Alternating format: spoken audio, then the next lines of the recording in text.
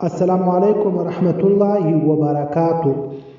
ایک صاحب نے سوال پوچھا ہے، چوری کی بجلی استعمال کرنا جائز ہے یا نہیں؟ اگر ایک شخص بجلی چوری کرتا ہے اور اس چوری کی بجلی پر ہیٹر چلاتا ہے اور اس کے ذریعے کھانا پکاتا ہے تو جو چیز چوری کی بجلی کے ذریعے پکا کر کوئی کھاتا ہے، کیا یہ کھانا اس کے لیے جائز ہے یا مکروہ یا حرام؟ اور اس کی وجہ سے عبادات کا کیا حکم ہے؟ یعنی بجلی چوری پر پانی گرم کر کے نماز وغیرہ پڑھنے کا کیا حکم ہے؟ قرآن اور حدیث کی روشنی میں کامل رہنمائی فرمائیے۔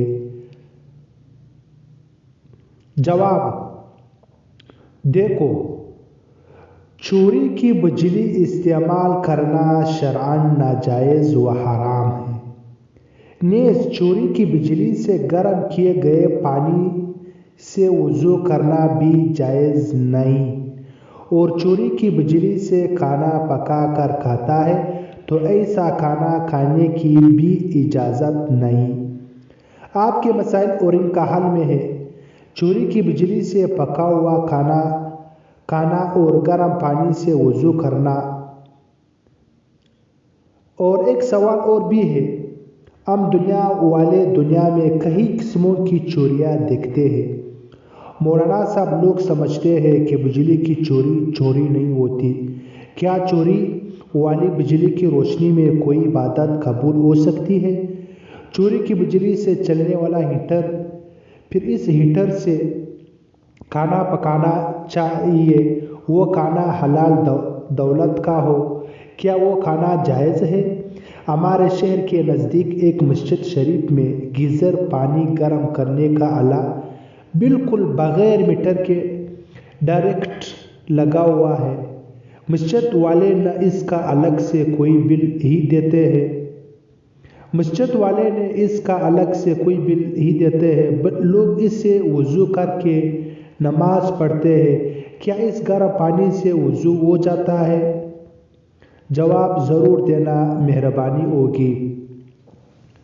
دیکھو، سرکاری ادارے پوری قوم کی ملکیت ہے اور ان کی چوری بھی اس طرح جرم ہے جس طرح کہ کسی ایک فرد کی چوری حرام ہے، بلکہ سرکاری اداروں کی چوری کسی خاص فرد کی چوری سے بھی زیادہ سنگین ہے۔ دیکھو، کیونکہ ایک فرد سے تو آدمی معاف بھی کرا سکتا ہے، لیکن 8 کروڑ افراد میں سے کس آدمی سے معاف کراتا پھرے گا؟ جو لوگ بغیر میٹر کے بجلی کا استعمال کرتے ہیں وہ پوری قوم کے چور ہیں۔ مسجد کے جس گیزر کا آپ نے ذکر کیا ہے، اگر محکمے نے مسجد کے لیے مفت بجلی دے رکھی ہے تو ٹھیک، ورنہ مسجد کی انتظامیہ کمیٹی چور ہے اور اس کے گرم شدہ پانی سے وضو کرنا ناجائز ہے۔ یہی حکم ان تمام افراد اور اداروں کا ہے جو چوری کی بجلی استعمال کرتے ہیں۔ تاہم اگر کسی نے ایسے گرم پانی سے وضو کر کے نماز ادا کر لی تو نماز اگرچہ ہو جائے گی، تاہم استعمال شدہ بجلی کا بل ادا کرنا ضروری ہوگا۔ اور یہی حکم کھانا کھانے کا بھی ہے۔ اگر کھانا کھا لیا تو جتنی بجلی چوری کی ہے تو واللہ اعلم، فقط و سلام۔